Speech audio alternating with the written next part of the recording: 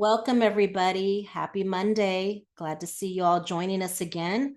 Couple things. We have the chat going on. If you have any questions, thank you all. The temperature's coming in, 73, sounding real good. Thanks for joining us. We also have some Q&As starting to come in. Great. We'll get to those in just a second. Couple of updates I wanted to talk to y'all about. You probably already heard, and let me make sure I'm sharing again my screen. You might have to guide me with this because on this computer, it just doesn't give me a good clue as to what's been shared. Should be the online courses. We'll come back to that in a second. What about now when I click over? Do you see that blog post, Donna? Yes. Yes. All right. So the big thing for us, did y'all hear about this through COE, Facebook, and then we put out something there just as a reminder. But the biggest thing here for me right now, I mean, so many things, but talking about here, issue notices inviting applications, NIAs, for new Talent Search and EOC grants no later than December 1st, 2025. And Donna, I thought it was, I forgot to read my own blog here to see that it was specifically, the language was no later than December 1st, no later. So this is what they're recommending. It's not a done deal, right? Yes, it's not a done deal. This is the committee directs the Department of Education to do this. Yes. So clarification. Thank you, Donna, for that. It's a recommendation. So I'm putting my timeline. I'm like, okay, well, if the recommendation is approved, then Teresa, if you can help me do the math, December 1st, and they have to give us between 30 and 45 days, I'm thinking. Since this has been talked about and we knew it was coming, it could be as soon as 30 days, which would be January 1st, which would be awful, right? So I'm thinking, well, then they'll think of 45 days, which could be the middle of January, correct, Teresa, if I'm with my... Yes, that's right. Which yes, January 15th. 15th, which would still be crazy because a lot of our colleges, like Teresa, do you remember when your college was open? Again, was it the 15th? Maybe they came back the first week of January. Yeah, faculty come about the second week. The Okay, staff is pretty much, but it's still a lot coming back and trying to get started back up the semester and all that.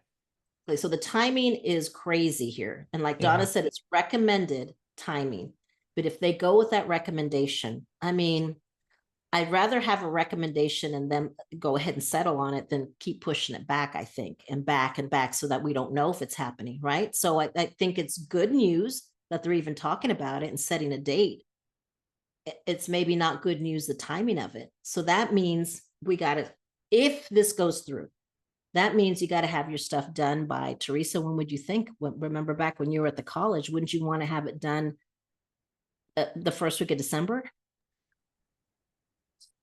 Yeah, I mean, before the I would holidays? try to get it done before definitely before the 15th, but people start going on vacation around that time. So early December is probably the strongest opportunity, but of course, the first week of January may be okay. Just depending upon your university and their processes. Right. So people say, well, how can I turn something in when it's not released possibly? No, but it says no later than December 1st. So it could be earlier, right, Teresa? No later, be earlier. Yeah. So, I think it's on y'all. I mean, I think you can't, if you haven't started already, you better start now, and you better start. Best case scenario, if they do wait until December 1st, then we already have, again, people will say, well, how can I work on something that's not out yet? It's out. I mean, I really strongly, that's what we're doing, is working off the 2021 RFP, the program application, which is in, right, the Google Drive right now for both EOC and Talent Search, and start working on that as though it's due to be submitted on December 1st. It could be pushed. We could find out that they say, oh, we want to do it earlier. Now, I think everything's been delayed. So my gut is telling me that possibly they'll push it to the very end if they go with this recommendation. I'm thinking December 1st is when they'll say they'll issue it on the very last day they can, because we're so, delayed with everything. So that means it would be the middle of January where it would be due. So that means when it comes out, I'm going to be fine tuning. I would have already had my draft of every section done and waiting on the program application to come out so I can look to see if there's any changes at all, which I doubt there'll be changes in the formatting. But I want to double check the objectives to make sure they haven't been tweaked at all. Character by character to make sure there's no difference. And that would be on the program profile form that's within the EOC and the Talent Search program application. And then I want to spend the most of my time looking at those CPPs and writing for the CPPs and also the formatting and the page limitation. But by that time, I should have my data collected and all my drafts done for every single section, possibly even put together and editing it down, thinking that it's going to be 65 pages. It could be different. But you see, when they release and they say the RFP is out or the program application is out, that is not the time to start writing. That is the time to start finalizing everything. And that's the time to start working on the CPPs. Okay. And also the other thing we're going to double check is the budget amount, which I'm pretty sure level funding. So I'm pretty sure whatever you're going to get this year for 25-26 is going to be what you got for 24-25. And it's going to be what you can write for 26-27. I can almost guarantee that. Okay. Are there any questions about this or any, I'm trying to, again, we played relaxing music to calm you. I'm not trying to stress you out. I'm mainly talking to myself right now and to the team to let them know based on this information, there's some things that we got to do in our updating our timeline. If someone can remind me to update I've got to give you some new dates so we can update those timeline infographics that we have, because this changes things. We were initially thinking, like we heard from someone else, reputable source, that it would be possibly back in February again, and it could be, but this changes things. So I'm going to refine, fine tune some of those projected timelines. I'd rather be ahead of the game than be surprised and caught, surprised or being, behind deadline. I'm always late for everything else, but I'm trying not to be late for these proposals for sure. Right. So this is, I think good news in a way. The timing, if it sticks to this and it comes out December 1st, I'm not in love with, but at least we've got some information about this, even though it's a recommendation. So based on that, I would go ahead and, I would say, hey, it's on. We'll start this. You can't wait any longer to get started. You should have already been started, but if you haven't, you're going to get started seriously right now. And that you want to have all your drafts done and possibly merged into one document by the time this RFP comes out. Teresa, I don't know if you want to add anything to that, or if you're, is your gut telling you something else perhaps about the timing? No, and this is pretty much in alignment with the last competition. So whatever we were going through then, it was during the pandemic. And so, we were able to get these grants and submitted during that time as well. So, but everything that you said is spot on. I really, I believe that it would be December at the earliest and February at the latest, if February at all. Yeah. I mean, they may decide to negotiate and say, well, you know what, just the middle of December is a tough time. Middle of January, can we push it back to the end of January, which brings us to February 1st. So that's closer, at least for one of the grants. And then I never remember, Teresa, that they've ever had them do at the same time, EOC and Talent Search. No, not in my 25 years. No. And anybody out there who's been there as long as we have, if you've ever had them at the same time. And I think at times it used to be like 1 year, one funding cycle, it would be EOC first, then Talent Search. Then for the last couple of cycles, it always seemed to be Talent Search first, then EOC separate a month later, something like that. But it could all change because nowadays I can't guarantee anything, right? Every day it's something new, something different, right? So, but at least we have this information. I feel good about it, right? I mean, I feel positive, even though it's recommended funding. I mean, I believe it or not, tend to look on the positive side of things, believe it or not. So anyway, if you have any questions about that or want to chat, we can talk about that, but that's our game plan. I got to update certain things. And then Donna, if you wouldn't mind, you should be seeing our online courses here before we open it up for questions and also some of the stuff I wanted to share. We're launching something new this time around, some of y'all have attended our EOC and talent search proposal writing workshops live and possibly also purchased the recordings, which you will get if you attend live. And some people can't attend the full 2 days live, so they purchase the recordings. Those are for sale right now. But there's something new that we're launching that, that would help me, because I am not good about purchasing the on-demand recordings and sitting there and making myself watch it, right? I need a little bit of help. So what has happened here is the team here has developed, and really Leah and Donna have really worked super hard on developing these online courses that might help someone like me who needs a little bit more guidance or a little bit more structure to ensure that I, go through the thing and get started. So Donna, I'll hand it over to you if you want to kind of talk about how this is set up and how people can, register for it. Sure. These are now available for registration, and if you have been to a proposal writing workshop, then you can log on to these at no additional charge. I'll put my email address in the chat, and I can send you, if you'll let me know if you're interested, I can send you a code. But the way the courses are set up, they're divided into sections, just like the proposal will be. And each lesson will have a video that was recorded at our proposal writing workshop. And in addition, so you watch the video, there are some, there's a quiz to assess, what you've learned. And there's also a to-do list for each lesson. So to help you kind of get started on that section, the things, to start doing right away. So I hope it'll be helpful. We'll accept any feedback that you have for us. But yeah, anything, I'm not sure if I've covered it correctly or not, but. That's great, Donna. You're seeing the overview, right? You can see my screen, y'all. Do y'all see my screen? Yes, yes. So yeah, there's an overview and then the video and a quiz and assignments and to-do lists.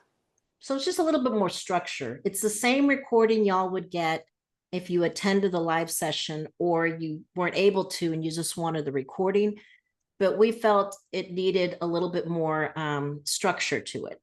So depending how you learn, some people say, no, I got to attend the live thing and I'll dedicate 2 full days. And also those 2 days have to be off federal time, y'all. You can't be earning your federal paycheck to attend a training that's about federal funding. Okay, so some people say, well, I can't take it or it's too complicated, so I'll purchase the recordings and watch them after hours or on the weekend. Okay, but if you want a little bit more structure that has, like a quiz also for each section, kind of like, just to make sure you're remembering certain things that are important before you go on to the next one. And also if you want assignments or to-do lists, and also you will have a way to communicate here with the instructors if you have any questions to do that. And there's also that group, Donna, right? They get into a little subgroup where they can communicate with one another. Yes, that's right. And ask questions, and they can also ask questions of you and the other instructors. Mm-hmm.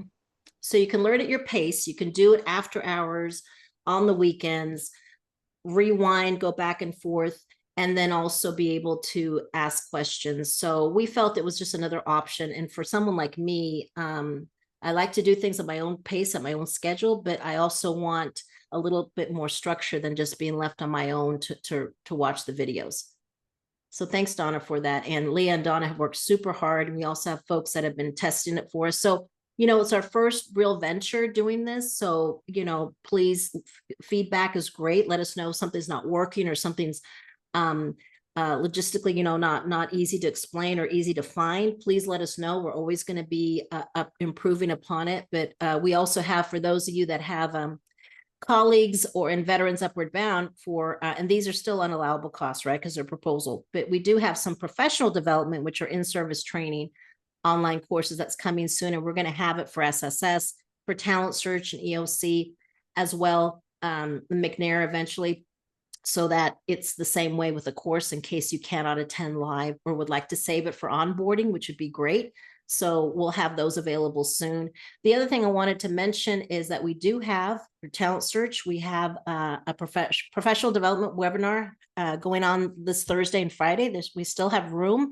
It's going to be online. Again, if you can't make it for both days, you can register and get the recording. It is an allowable cost because it's in-service training. We're going to go over, these topics here, the history of TRIO, the regulations, IRS of participants, identification, recruitment, selection, objectives, plan to provide services, budget management, record keeping, compliance assessment. All these things will be covered. You can register for it. And again, it'll be recorded. And some of these things, although they're not directly related to proposal writing, might be a good refresher. I mean, it's two things. I think it's really good for staff development at this time of year, just to review certain things. And also save for onboarding. But at the same time, it can kind of get you into the mindset, if you're not already there yet, about your proposal. Okay, because we will be covering things that you will want to, there'll be discussions about what you want to do in the future. We won't mention the word proposal because we're not allowed to talk about it during this time, but it is allowable. It's $500 for individuals or $1,500 flat rate. This also too we're going to make a course for it later on. So if people, besides just getting the recordings, they can have a little bit more structure later on as well. Okay, so just wanted to let you know we still have room in that. And let me know if some of y'all interested in us doing an EOC one. We can try to do that as well and update that. We're trying to see if there's interest for that. So let us know, send us an email or let Donna know if you're interested in an EOC version. Anyway, just check that out. Right. And so now let me go ahead and go back to the, see if there are any questions going on here. I'll stop sharing if I can. Here we go. Stop sharing. Okay. All righty. So let's see. We got some questions going on. I'm going to start with those. What tools do you use to help edit? Oh, I use Chat GPT. Some people use Copilot. And again, you come up with our answer as is, right? And a couple of things. I ask Chat GPT, I give them the question, I give them some information about the program, the old RFP for them to study and look at the program application.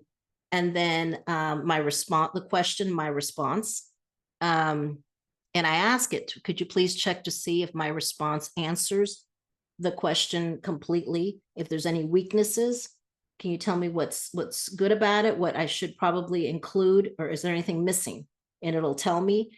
And then when I get down to editing, which I've done on other proposals where it's gone, I've got to get rid of space. I will take a paragraph, put it there, and ask it to go ahead and with the question and ask how I can make this more concise, but not lose any points or content. And it's really good about doing that. So that's how I use it to edit. Okay, great question. But I use Chat GPT. Some people use Copilot. Hello there. Do you suggest incorporating a paid or unpaid audit in our EOC Talent Search RFP? Okay, great question. So again, it's not going to be an audit, okay? Because an audit is not a good. You don't want an audit, okay? You want your institution or agency has to conduct an annual single audit if they're receiving more than $750,000 a year of federal funding. And usually financial aid immediately, check that box. And so the institution or agency has to have that, and they usually have to pay it out of their own funds. What you might want to say in your evaluation plan, and if you can afford it, because again, you're probably thinking carryover, but in your first year budget, you may not be able to afford an external project evaluation. You might want to say that during the 5-year funding cycle, the project will implement an external evaluation an external evaluation, should funds become available. So you see, I've left it, I want to do this. It would be stronger that if you could say for sure it's going to happen, but your college is going to pay for it, or another department at your college or your agency will provide this external evaluation, okay, at no cost. So then you would have mentioned it in your applicant and community support section as something the institutional research department is going to conduct free of charge, okay, as an in-kind, and then you bring it up again in your evaluation plan, all right? But again, it's really tough to find money to put it in the other category on a proposal budget to commit to having it done from the get-go, because we don't have the money for it usually. If you do, if you're split and you have some money set aside, you could put it in there, or you could mention that it will happen not during the first year, so the reader won't be looking for it in your first year budget, but by the end of the funding cycle, or at least once during the funding cycle, and mention how you plan on paying for it. Okay, something, it ranges. I mean, ours are what, $6,500. There's a lot of documentation and interviews that take place, or back and forth talking to each other. So, $6,500, you might want to put $5,000 and negotiate down, or you'll realize that you might have carryover that you can put into it after the second or third year. It's not something you want to do every year. I think that's overkill. But maybe put down a ballpark figure 5,000 and see if the person will work with that. Okay, but again, I don't know if anybody right now could spare that $5,000 in their first year budget. And if you say your college or your agency is going to conduct it free of charge as an in-kind, then even if you have carryover, it won't be allowable because your college said they would do it. Okay, so you can pay for this for grant funds since it focuses on compliance. Yes. Well, yes, it focuses actually, project evaluation is allowable as long as it focuses on evaluating the project and trying to work on its improvement.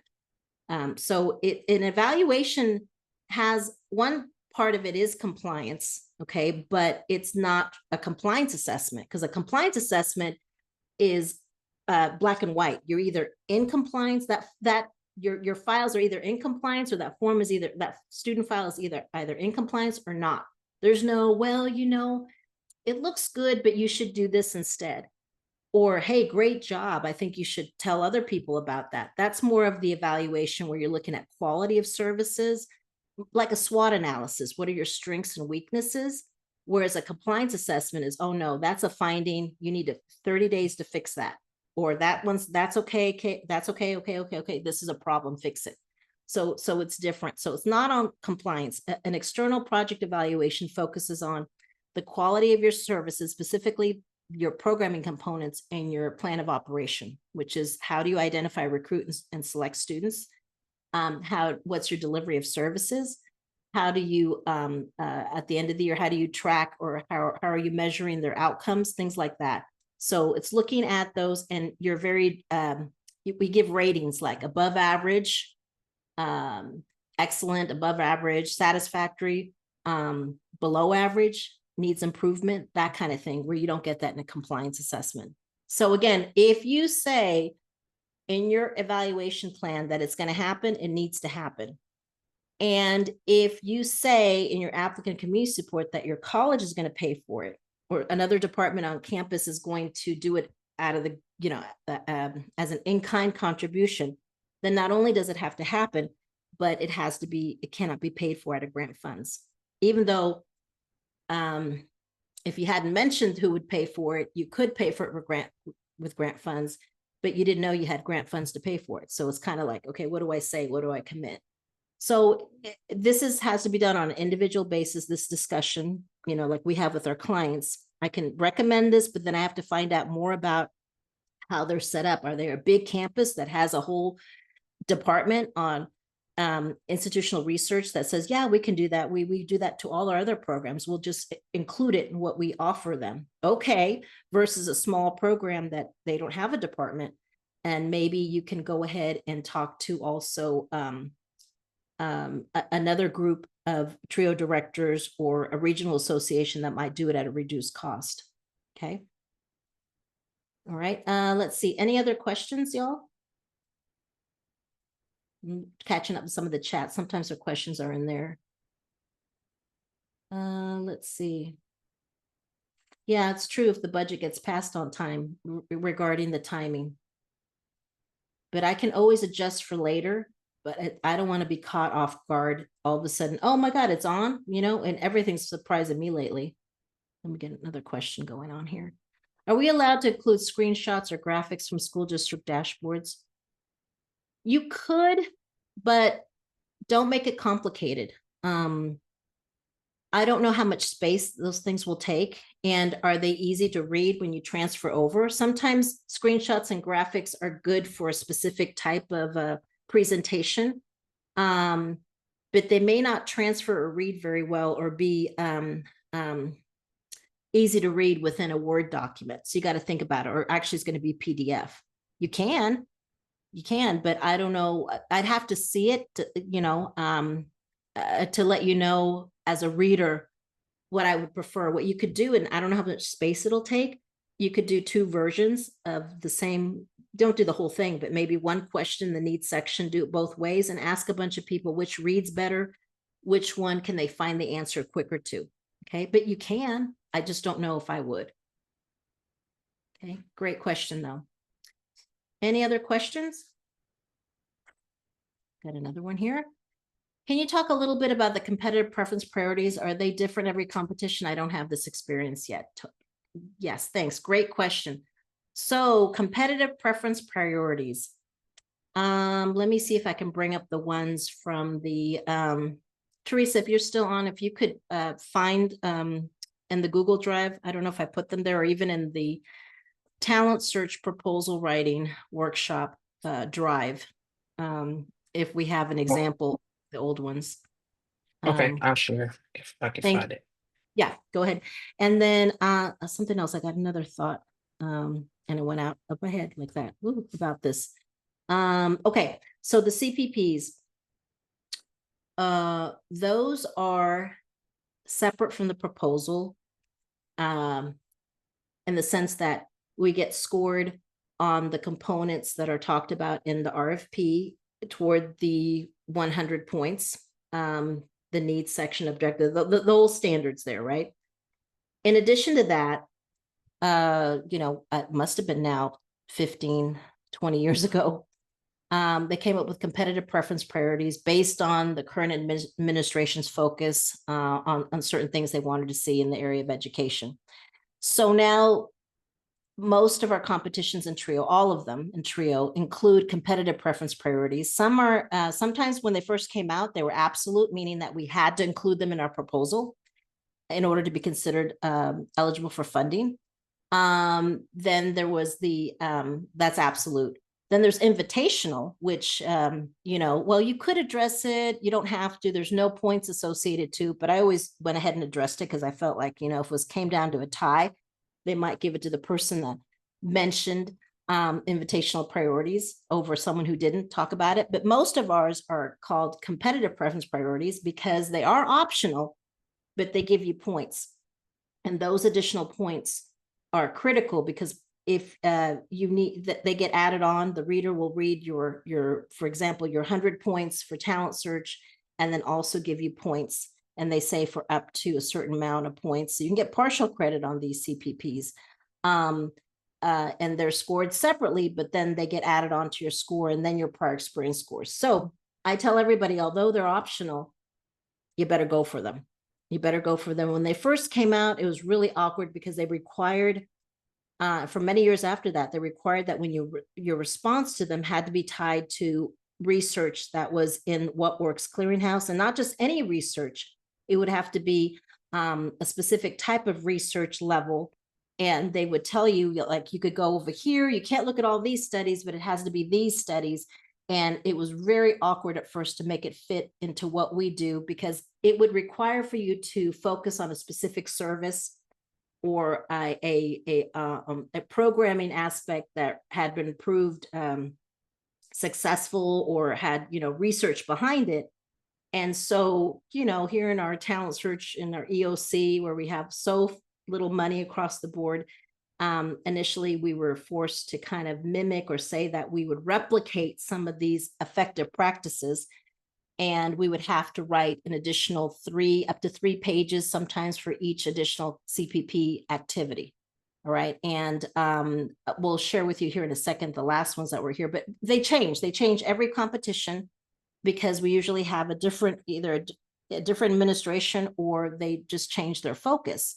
I don't know what they're going to be this time around. Teresa, we talked about what they might be, but we don't have the specific language yet until the RFP comes out. So I don't know if, Teresa, we have anything to share CPP wise to give people an idea, but I typically don't worry about it until the RFP comes out, because I've been fooled before. I've spent so much time when people told me, oh, we think it's going to be this, or it even came out on a draft RFP. We used to have draft RFPs. And so we would know really ahead of time what they thought they would be. We spent a lot of time doing workshops on that.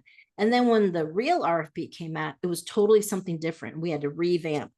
And what people sometimes should worry about is ultimately there should be some connection between that separate CPP that's written after your grant already is written, the draft, and whatever it is, then we need to find out a way, not a lot, but to make some sort of mention of it, usually in the plan of operation, depending on what the CPP is, within the narrative of the plan of operation, so it connects to the separate CPPs.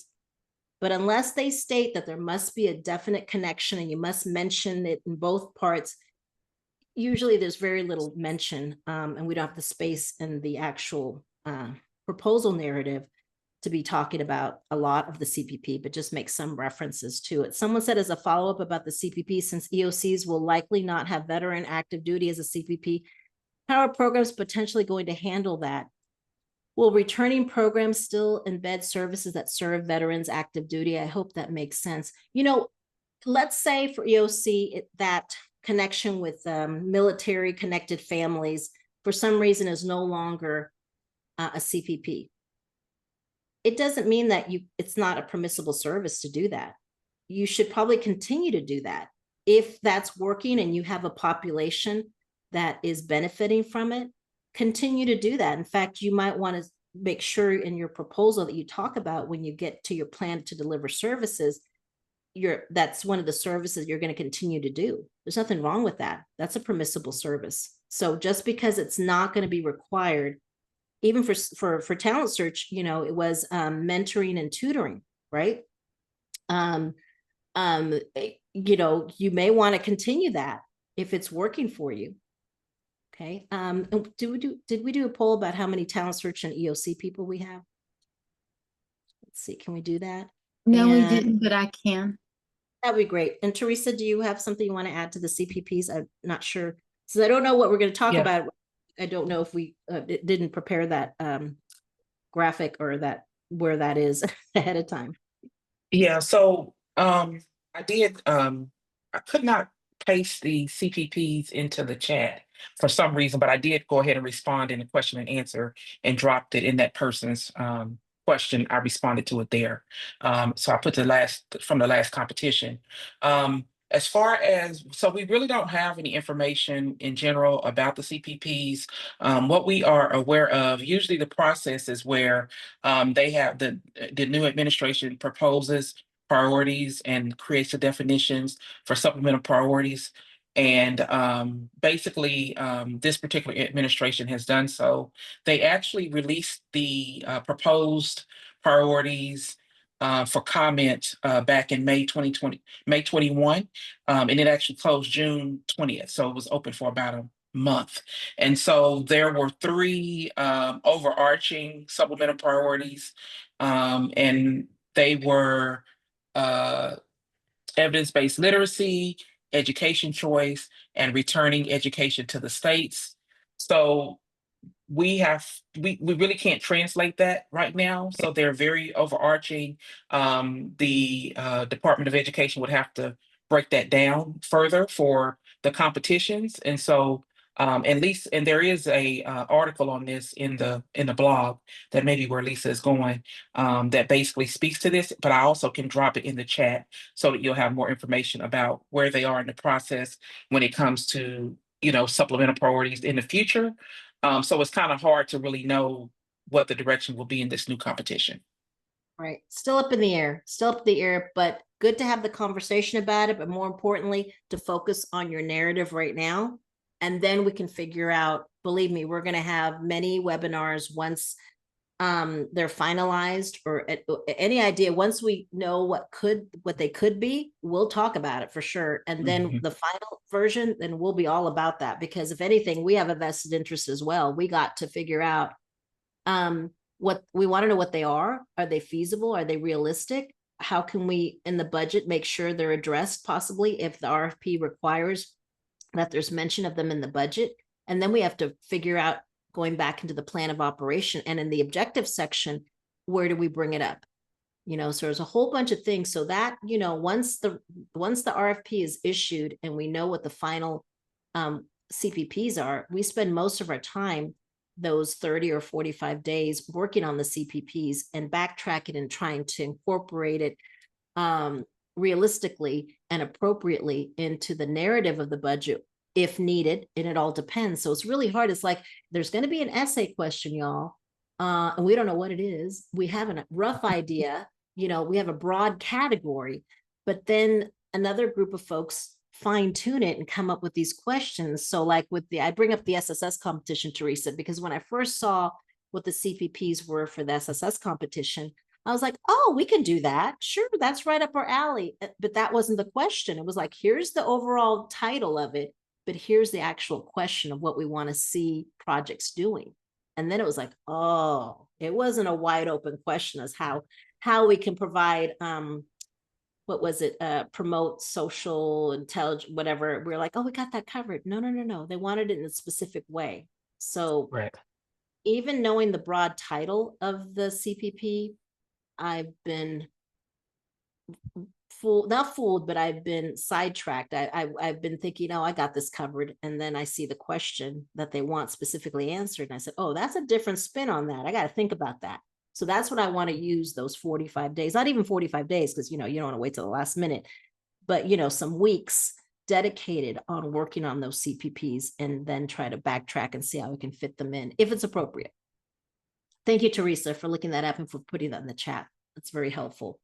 So stay tuned. We will have many webinars on this, free ones. And then, probably, just let's talk about the CPPs.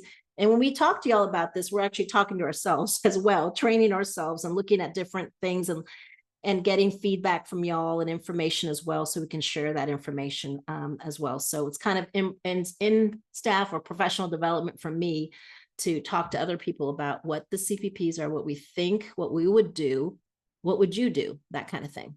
Right. So let's see if we have any other questions. Can't tell. Oh, yeah. Let's see, we have some things in the chat. Yes, become a free member, y'all. Then you'll get our blogs. And if you don't want to, if you're going to get, if you don't want to see the blogs, then by all means, you can, there's an easy way to log off. And also with those groups, if they, for some reason, don't want to stay part of the group, they can always, if it bugs you too much, then you can always sign off. Worst case scenario, you can always send us an email and saying, you know what, I want to take a break. This is not what I thought it would be, or it's getting too annoying, that kind of thing. Let's see here. All right. So I don't have any other questions. Let's see here. I don't see any other. Oh, maybe here. Yes. Sorry. I'm looking at all these screens. How exact do our percentages need to be? Can we round percentages up or use ranges? Okay, great question. A couple of things that I would recommend, going back under the needs section, because in order to set an objective, you need to have a baseline for those objectives, the ones in EOC and the ones in Talent Search. I forgot to check. I'm assuming that we have more Talent Search folks on, Donna. I forgot to look at that poll. I asked for it and then I forgot to look at it. Yes, I think it was just slightly more, like maybe 11 Talent Search and 9 EOC. Okay. But then there were also some both. Not bad. Thank you. Okay, so to answer this question, I would say make sure in your needs section that you simplify that needs section as much as possible for the reader and for yourself. So when you're doing the baseline, when you're doing those tables and you come up with the percentages, please either round up or round down so that when you get an average, that those averages that you give the readers are round numbers. Just keep it simple. So round up or round down, be consistent. And then when you go to base your objective, then you're not basing your objective on, let's say the baseline was for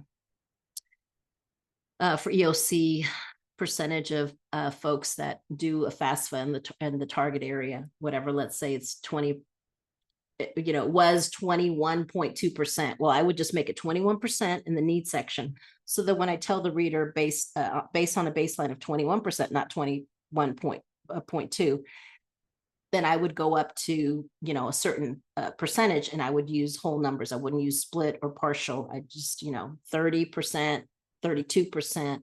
I would not do that. So that's how exact it would be, in the sense that I'm going to round up, and I'm not going to use a range. A range will be, you'll lose points if you give them a range. So you have to be specific, and you want to use whole numbers, whole percentages. Okay, if that makes any sense. Not a 30.5 as your range. Okay. And again, you know, we're still getting feedback on our, and that's another thing, Don, I need to do, and I've been so bad about it, is getting all our scores for SSS, and all the folks that did not score a perfect score that got funded. They're real happy they got funded, but I'm anxious to get hold of the reader scores to see where points were taken. And right now, I don't see anything consistent. The ones that I've received, they're kind of, you know, a little bit all over the place. Nothing in the objectives yet. I don't think we've lost anything. And Teresa, I don't know if you've gotten any feedback yet from any of the proposals you worked at, but so far, I can't recall any of our, so far, I still have to gather some more. The proposals where we use that range, I think we were bumping our objectives from the baseline to what we set between 10 to 15, maybe 10 to 20 percentage points higher at the most is the range we were using. So a 10-point increase, capping off at the most 20-point increase from the objective, based on how hard the objective would be to meet. Like, you know, getting people to graduate from college, we were saying, was harder than coming back for another year. So that was more rigorous. But it looks like that range of increase has been very helpful and successful so far, knock on wood. I haven't come across yet a proposal where the client lost points because the objective was set too high or too low. We may be losing in other areas, but so far that gamble we took, because it's always a gamble, seems to be paying off. Okay. So we talked about objectives, you know, here the range, and also, I mean, we talked about how exact and also how high should you go. Okay. Any other questions? We still have about 15 minutes left. Anything about the budget? Let me stop sharing here for a second. I'm just going to try to pull something up to talk about. You know, in addition to your hard data for your needs section, you know, the data that you need from the census to put on a table or a graph, the data for talent search that you need from the target schools, you know, that kind of information. Don't forget, for both, you're probably going to use a lot of qualitative data or comments from folks that are working in the target area, possibly even your own staff. If you cannot find or get enough community leaders or people that work with the community to give you that additional information to sell the case to the readers. So you want to use quantitative and qualitative, because for some of this stuff, you'll only have qualitative. Are we allowed to budget for things like Zoom licenses or texting platforms? Yes, you are. Those are allowable costs to provide services to students. So definitely, yes, that's an allowable cost. Great. You want to make sure you talk about those things in your budget. Okay. Let me see if we have another one here. Yes, we do have that. So answer live, done. Is it okay to use maps to show locations or census tracts as long as they can be easily read? Yes, it is. If you want to spend, one page, the first page of your proposal, and I would call it not an introduction, I would call it target area description. That's very important for both Talent Search and EOC. For Talent Search, I tend to spend just like half a page at the most. And I tend not to use a map, okay, because it takes too much space. If I had all the space that I could take up, all the pages, I probably would do a page target area description, a whole page for sure. Okay. But you don't. So initially, why not? Go ahead and use a map if you want to show that. But you could also easily explain it to me and say the target area is made up of 9 counties. And within the 9 counties, there's, this many satellite offices for EOC or this many target schools. It's a rural location, 200 miles away from, Dallas, is the next major city. And the demographic population as of 2022 was this, so you could, it's not important, I don't think. You could describe it. If you feel better having a map, sure, if you could read it easily, but most of the time we end up taking it out only because there's not, we need that space to stay under 65 pages most of the time. Okay. But I do recommend you have at least a half a paragraph. Definitely for Talent Search to describe the target area, a little bit about where you're coming from. And then for EOC, maybe a little bit more because we have to cover some more things and touch upon initially the economic situation, kind of just like a little preview because you're about to go into the details. If our budget is already very stretched, yes, this upcoming year due to salary and fringe, you're talking right to me, salaries and high health insurance. Yep. I feel you. And we may be level funded. Yes. Does this mean we may have to cut staff in the next proposal? We're in EOC. Okay. Again, if our budget is already very stretched due to salary and fringe, who's not, right? Everybody, we're all in the same boat, pretty much. And level funding, we're going to be ecstatic to have level funding. Okay. It's better than not having any funding. So we're going to be ecstatic to be thinking about level funding. And yes, you will probably have to do that, cut staff. The first folks to go, unfortunately, are usually the administrative staff. It's the first thing to go, and then maybe making advisors 10 months versus 12 months. I don't like it. Any administrative staff besides your director and your advisors, and if there's a way to split the director, even though I'm telling you one hand, look, if you don't have a full-time director, you're going to lose a point. But if I'm an existing program, I can afford to lose that point. I may have to be split in order to make it work. I need to have at least, EOC's tough. You need at least, at the very least, 2 full-time advisors with a caseload of 425 each for the smallest EOC, plus the director having a caseload. And there may not be money for an admin anymore because of the fringe benefit rates and because of level funding. Or your institution or agency is going to have to foot the bill. I would strongly recommend that every program out there does a 5-year forecast budget. Okay, you do the first year proposal budget at level funding, make that balance, and then go across years 2, 3, and 4 and add in at least a 15% increase in your fringe, even if your salary stay the same. But some of y'all may be at places where there's going to be a mandated salary increase. So plug that in years 2, 3, 4, and 5, and plug in at least 15% increase in fringe. And you're going to see at the bottom line how much money you're going to be short. So someone's going to have to pay that. I mean, the reality of it is, we're so used to having carryover, we don't realize that. So, I mean, hopefully, if you keep if everyone is hired and there for the whole 12 months, you're going to run out of money. Because, right, if it's level funding and our costs go up, there's going to be a gap. But what has happened, because of so many reasons, people leave. And so you always find a little bit of carryover. So you're able to maybe not see that stretch or that gap because you're using carryover funds and that rolls into the next one. So there's a possibility that could happen, but you should never want to plan or manage or hope for vacancies, right? So if you do that 5-year budget and everyone stays in their position, then you're going to see some gaps, right? So you have to make some hard decisions. So yes, that's what we're doing. And we're having to tell people, look, I'll be the bad guy and tell you, you can. Then people, well, you know, I don't understand. Show them the spreadsheet.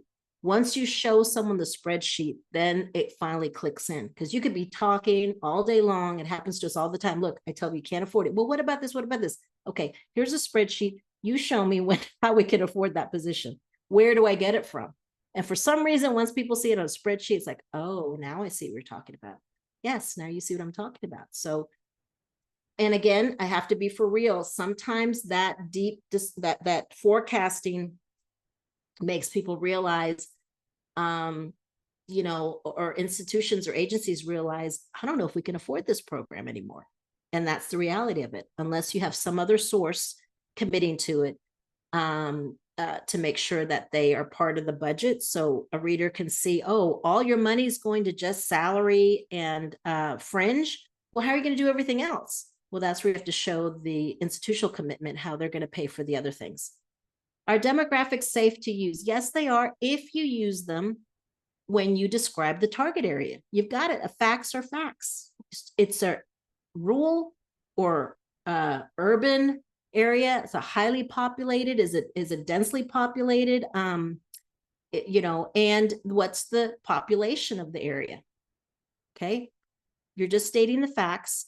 You're not ever going to use demographics as a reason for selection or providing services. So this time around, I'm not going to mention, like I used to feel like I had to include, oh, make sure you mention that you have translation services available, or make sure to mention that you have the parent applications in different languages. I'm not going to worry about that this time, but I will be for real and talk about just a sentence, but I'm not going to go on and on about it. And I will just say the facts are the demographics of this target area are this, this, and this, and this. That's it. But I will, for the rest of the proposal, I will say the needs of or results in a high number of, I'm not going to say low income or potential first generation. I'm just going to say a high number of talent search TS eligible or EOC eligible students or participants or individuals. So I'll always switch just in case. I'm even going to be very careful about using the word low income and potential first generation. Oh, and plus it saves space if I just say TS eligible, EOC eligible. That's what I'm going to use. But demographics are only, I would say, safe to use in your beginning paragraph of your target area description. And I don't see any need to mention them again. Teresa, I don't know if you have any thoughts on that? No, that's perfect. I would not repeat it over and over. Stick to the facts, brief statement in the beginning, and just focus on responding to the questions. Yeah. And there's a lot of other ways to do it without focusing on demographics. That's the first thing y'all should do when you deconstruct. For those of you that are existing and had successful proposals and perfect proposals last time around, take that latest Word version, deconstruct it again, and go through it and look for anything that could be a trigger. In the Google Drive, you have a couple of lists of trigger words and phrases you should be looking out for. That's what we're doing. We're going back and have been doing that and changing things to read TS eligible, EOC eligible. You know, 5 years ago, when I was talking to Talent Search and EOC folks, I would state, you know what, after you answer the question about, you know, a high, for example, there's a low number or there's a high number of individuals that do not have a bachelor's degree in the target area, right? That's the question. They never asked if what their, you know, background was. But I would say, you know what, if in your target area, it's worse for Hispanic males, bring it up. I'm not going to do that now. You know, I'm specifically telling people, do not break it down by ethnicity. Just answer the question for everybody in the target area. You know, what's the percentage of people that do not have a bachelor's degree total? Back in the day, we used to break it down and stress how high it was for a specific group. We're not going to do that anymore. It's just for everybody. So the only time you mention it is up front. 67 pages is it too much? I mean, if I have to assume that if it's going to continue to be 65 pages, I would say it's 2 pages too long. Okay, so you need to, but that's your, you know, go through it again and see where you can, or leave it alone until you find out. Maybe they decided 70 pages. I don't know. Maybe they decided 60 pages. So we're all in that same boat. So just go through right now and make sure you're, you might want to send it through, bits of it through, something to check to see if they can make it a little shorter, a little longer. If you want to try to get to the 65, because I think it might be 65 again, maybe. And maybe there's some graphics that are utilizing, it's not too much. I mean, sometimes when I get started, I'm like at 75 pages and I'm thinking, how the heck am I ever going to get this down? And we do it. We get it down. So 65 pages right now for a draft is not that bad at all. I had someone to resign, which was a blessing. I hear you. Is it going to push those of us who are remaining? But we can do it, right? We've done it before. We can do it. Exactly. You can do it before. And me and Teresa, we did it before with, remember, Teresa, no texting, no cell phone, no internet. I guess when we started, the internet was barely getting together. We didn't have anything shared. I mean, this thing that we're doing right now would be science fiction. We would have laughed and said, you're crazy. We'll never be able to do this kind of stuff. And sometimes it's a blessing when someone resigns, because now perhaps if they've been there a long time, their salary was at the highest, and now you can do the budget with someone coming in at the entry level.